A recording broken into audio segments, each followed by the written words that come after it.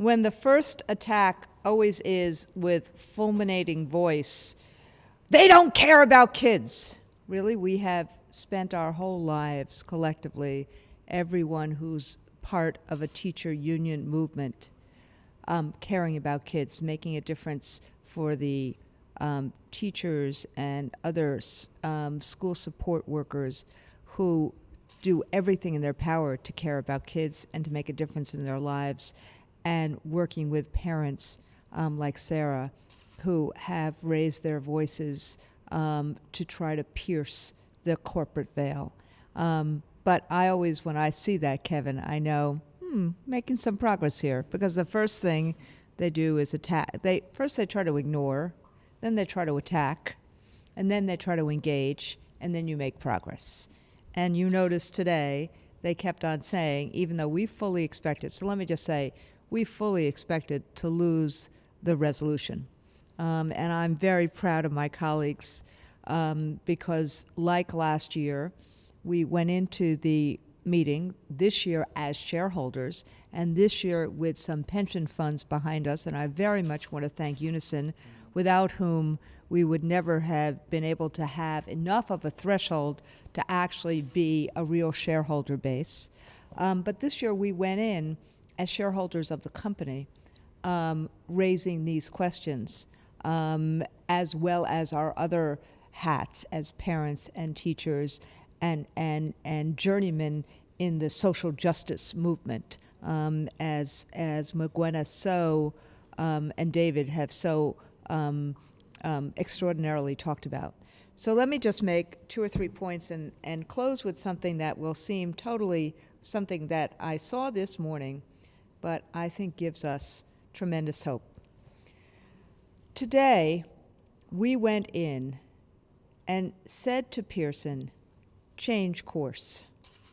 That a year ago, we never would have expected, frankly, that the United States government would have been able to come to an agreement between a president of the Democratic Party and the head of the United States Senate Education Committee, who was a former Secretary of Education under the Republican Party, in a situation, for those of you who don't watch it every minute, where there is tremendous polarization between those two parties and nothing gets done.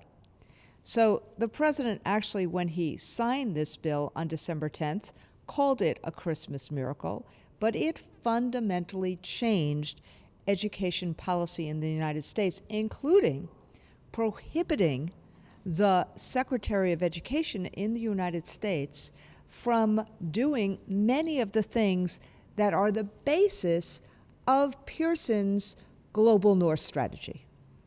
The federal government can no longer, for example, make testing the basis of teacher evaluation. And you heard even in the discourse today a question about whether or not how much assessment should be part of teacher evaluation. So you're having a totally different conversation at this AGM from the conversation that's happening in the United States. So our point was, this management has not adopted or adapted to a changing environment in the United States, an environment that also needs to change in the UK, in New Zealand, in other places, but has changed in the United States. Any company that is actually trying to make money would actually adapt to changing circumstances. So we simply said to them, these are the new circumstances. We happen to believe in the new circumstances. That's what teachers and parents have been advocating for years. We believe in it. We believe that the old circumstance of high-stakes testing and punishing and competition and closing schools and things like that were wrong. It's now been changed, at least in policy. Why shouldn't the biggest education company in the world adapt to those changes? That was simply the argument for Resolution 9, or that piece of Resolution 19 for the Global North. And given that the management is doubling down on their old strategy, we thought the board should actually change course because clearly the management was not doing it. And what we saw today was, in terms of this, a board that was not going to change course. A board that will refuse at this moment in time to actually see what is ahead of it, as opposed to living in the past. The second piece, which I think was even more concerning, was, as McGuena said, was the false choice that they raised. And as David said, this false choice has proven to be, or this false choice and what they proposed has proven to actually not work to create access. It does quite the opposite. But what you could see in the raising of the issue about low-cost schools, a misnomer if I've ever heard one, is that they are using this strategy as a way of trying to figure out if even in the global north they can have charters or academies supplant, not supplement, schooling.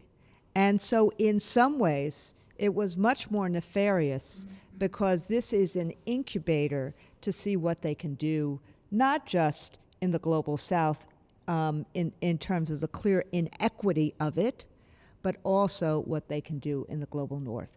And I would just say thank you to David and Kevin and Sarah and McGuena for making wonderful arguments about that. So why do I go through it this way as I'm trying to end us? Which is that today we made arguments not simply as social justice advocates, but we made arguments using their own business practices. And that frightens them more than us being social advocates. And it frightens them because they cannot, I'll say it again, they cannot answer the questions that we asked. And so the question now becomes, in the future, what do we do? As I said, I assume we will lose today the motion, but not the movement. And I would just end with this. I woke up this morning on the plane to the headline in New York Magazine that said, activists have declared war on hedge funds, and they might be winning. We have done other strategies like this, talking to our pension funds, ensuring that workers' capital is used for social justice and for worker reasons. We've done that in the United States. Our global partners have done that throughout the world. And what we are now seeing when we use these same strategies against other entities that are rigging the economy and ripping people off, as the hedge funds are in Puerto Rico, that people are starting to listen with their pocketbooks.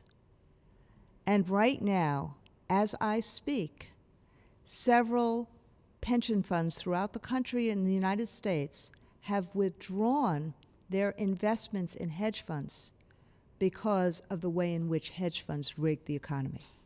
So the question for Pearson right now that there is thousands of shareholders that are engaged in a room that we just saw where shareholders were very unhappy with a company whose stock price has gone down 40%. The question for them is this: when they do low-cost schools, which hurt children in the global south, and when they engage and continue to engage in high-stakes testing, which demoralizes teachers, frustrates parents, agitates children, and doesn't help get them the quality education they need to be prepared for the economy of today and tomorrow, will they continue to do that, and as a result, continue to lose the value of this company? Or will they actually work with educators and parents and ensure that they, the biggest education company in the world, will actually do the business of ensuring that there is quality public education that prepares children for their futures, working with us in doing so? That is the question that we put on the table to them today. Today, they said they would not do that. The next day, and the next day, and the next day, it is our responsibility, if we want to make sure that public education works in the world for children, that we get them to change their mind and change their course. And I think we made great strides today, because I think you now see a company that is quite nervous about this movement. Thank you.